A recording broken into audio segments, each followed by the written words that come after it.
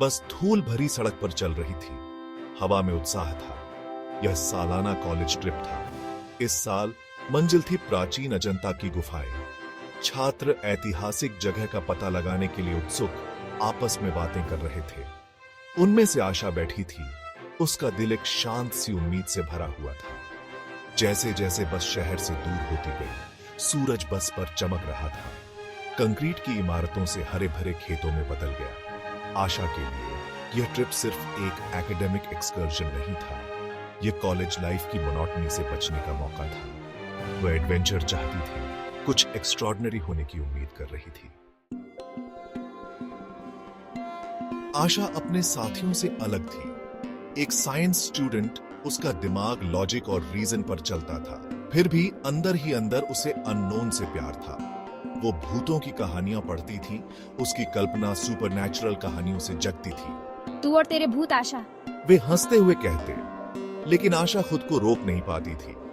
उसे उन रहस्यों के प्रति एक अजीब सी पुल महसूस होती थी जो ऑर्डिनरी से परे थे। यह ट्रिप प्राचीन गुफाओं और भूली हुई कहानियों के अपने वादे के साथ उसे नर्वस एक्साइटमेंट से भर दिया।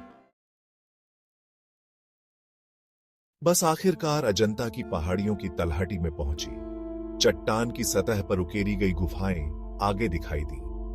आशा की रीढ़ की हड्डी में एक सिहरन दौड़ गई। एंटिसिपेशन और एप्रिहेंशन का मिश्रण। गुफाओं के आसपास की हवा अलग लग रही थी, एक अनदेखी हिस्ट्री से भारी। छात्र उतरे, उनकी आवाजें शांति में गूंज रही थीं। प्रोफेसर शर्मा, उनके हिस्ट्री टीचर ने उन्हें गुफाओं के महत्व के बारे में बताया। उन्होंने प्राचीन भित्ति चित्रों, बौद्ध भिक्षुओं और पत्थर पर उकेरी गई उनकी कहानियों के बारे में बताया। आशा ध्यान से सुन रही थी। उसकी आंखें आश्चर्य से फैली हुई थीं। समूह पहली गुफा में दाखिल हुआ। ठंडी, नम हवा ने उन्हें घेर लिया। आशा की आंखों को अंधेरे में एडजस्ट करने में दिक्कत हो रही थी।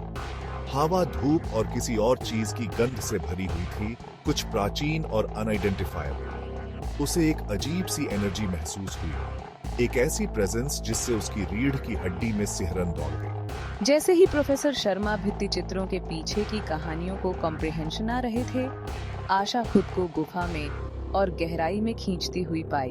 वह इंट्रिकेट नक्काशी और उनके द्वारा फुसफुसाते हुए कहानियों से कैप्टिवेटेड होकर समूह से पीछे रह गई। मौन केवल आवाजों की धीमी गूंज और पत्थर के फर्श पर पदचापों की गूंज से टूट रहा था। आशा एक कोने में घूम गई। उसका दिल डर और उत्साह के अजीब से मिश्रण से धड़क रहा था। वह समूह से भटक गई थी, एक संकरे रास्ते से जो उसे आगे बुला रहा था। हवा अधिक ठंडी हो गई, अंधेरा और गहरा हो गया। आशा, SS1, प्रोफेसर शर्मा। अचानक उसने महसूस किया कि वह अकेली है। दहशत उसके अंदर दौड़ गई। आशा, SS1, प्रोफेसर शर्मा। केवल मौन ने उसका जवाब दिया। वह गुफाओं के लैबिरिंथाइन दिल में खो गई थी। अंधेरा उसे अपनी अनदेखी उपस्थिति से दबा रहा था। बाहर प्रोफेसर शर्मा ने महसूस किया कि उनका एक छात्र गायब है। आशा, उसका दिल डूब गया। वह जानता था कि समय बहुत महत्वपूर्ण था और हर पल कीमती था। उसने जल्दी से एक सर्च पार्टी का आयोजन किया। उनकी टॉर्च गुफाओं के अंधेरे को चीर रही थी। हर कोने, हर दरार को ध्यान से देखा जा रहा था। चिंता हवा में भर गई क्योंकि वे आशा का नाम पुकार रहे थे। उनकी आवाजें खाली कक्षों में गूंज रही थी। हर गूंजती आवाज के साथ उनकी चिंता और बढ़ती जा रही थी। फीमेल टीचर, SS2, आशा, आशा, तुम कहां हो? हम तुम्हें ढूंढ लेंगे, बस आवाज दो। इस बीच स्थानीय पुलिस को सूचित कर दिया गया। पुलिस ने तुरंत अपनी टीम को तैयार किया और गुफाओं की ओर रवाना हो गए। वे तुरंत पहुंच गए, अपने साथ तात्कालिकता की भावना और आशा की एक किरण लेकर। हर पुलिसकर्मी के चेहरे पर दृढ़ संकल्प साफ झलक रहा था। छात्रों के समूह में यह खबर जंगल की आग की तरह फैल गई। हर कोई अपने अपने तरीके से मदद करने की कोशिश कर रहा था। डर और चिंता उनके चेहरों पर छा गई क्योंकि वे अपने लापता दोस्त की खबर का बेसब्री से इंतजार कर रहे थे। हर गुजरते पल के साथ उनकी बेचैनी बढ़ती जा रही थी। पुलिस ऑफिसर SS3, हम उसे ढूंढ लेंगे।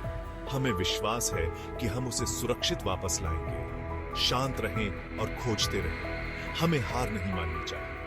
हर कदम हमें आशा के करीब ले जा सकता है। स्टूडेंट 1 SS5, मुझे उम्मीद है कि वह ठीक होगी। हम सब उसके लिए प्रार्थना कर रहे हैं। तलाशी जारी रही। हर पल एक अनंत काल जैसा लग रहा था। हर गुजरते सेकंड के साथ उम्मीद और चिंता का मिश्रण गहराता जा रहा था। गुफा के भीतर गहराई में आशा अंधेरे में ठोकरें खा रही थी। हर गुजरते पल के साथ उसका डर बढ़ता जा रहा था। वह हर कदम पर अनिश्चितता और भय का सामना कर रहा था, जैसे कि अंधेरा उसे निगलने की कोशिश कर रहा हो। मदद! क्या कोई वहां है?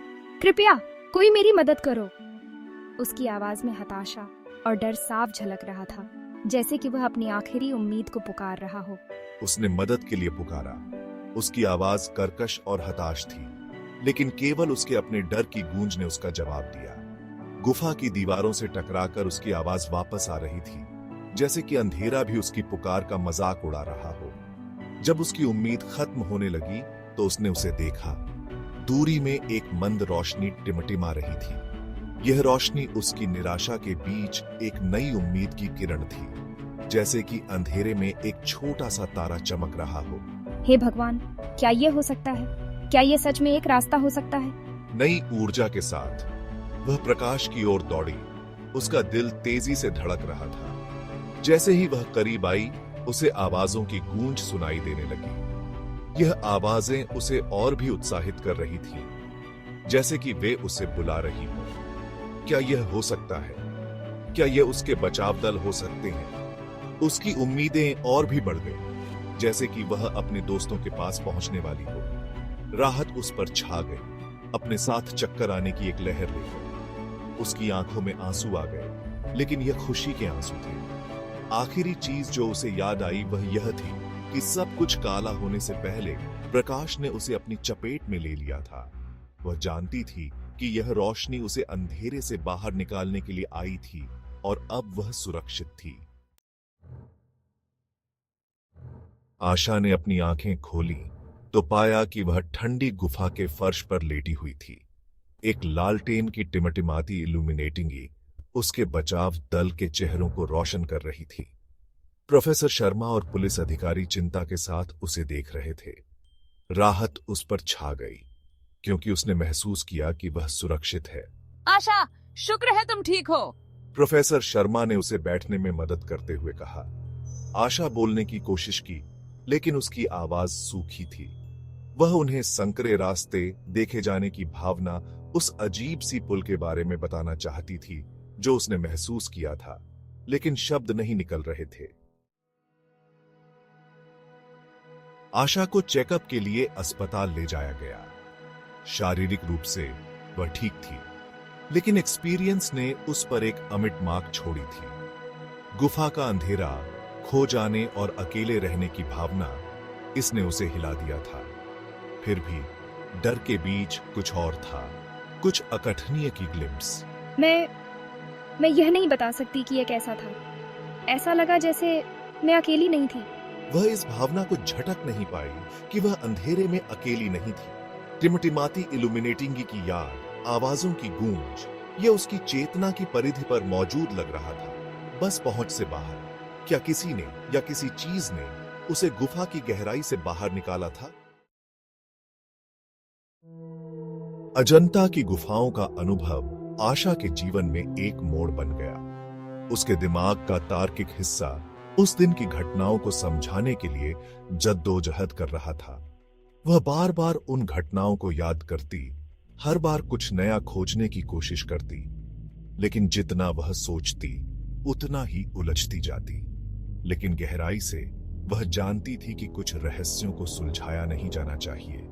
कुछ बातें ऐसी होती हैं जो हमारे समझ से परे होती हैं, और उन्हें वैसे ही छोड़ देना ही बेहतर होता है। अनुभव ने उसे जवाब से ज्यादा सवालों के साथ छोड़ दिया। हर सवाल के पीछे एक और सवाल छिपा था, और हर जवाब अधूरा लगता था। यह एक अंतहीन खोज की तरह था, जो उसे और भी गहरे में खींचता जा रहा था। कुछ चीजें शायद हम उन्हें समझने वाले नहीं हैं। हम जितना भी प्रयास करें, कुछ रहस्य हमेशा रहस्य ही रहेंगे। छायादार आकृति की याद, एक अनदेखी उपस्थिति की भावना, यह उसके साथ रही अनदेखी ताकतों की एक निरंतर याद दिलाती है जो मानव समझ के दायरे से परे मौजूद हो सकती है। अनुभव ने उसे बदल दिया था, उसे आश्चर्य की गहरी भावना और डर की एक स्वस्थ खुराक से भर दिया था। वह अब पहले जैसी नहीं रही, उसके अंदर कुछ बदल गया था। अजंता की गुफाओं का रहस्य बना रहा, हमेशा के लिए उसकी स्मृति में अंकित हो गया। यह एक ऐसा अनुभव था जिसे वह कभी नहीं भूल सकती थी, एक ऐसा रहस्य जो हमेशा उसके साथ रहेगा।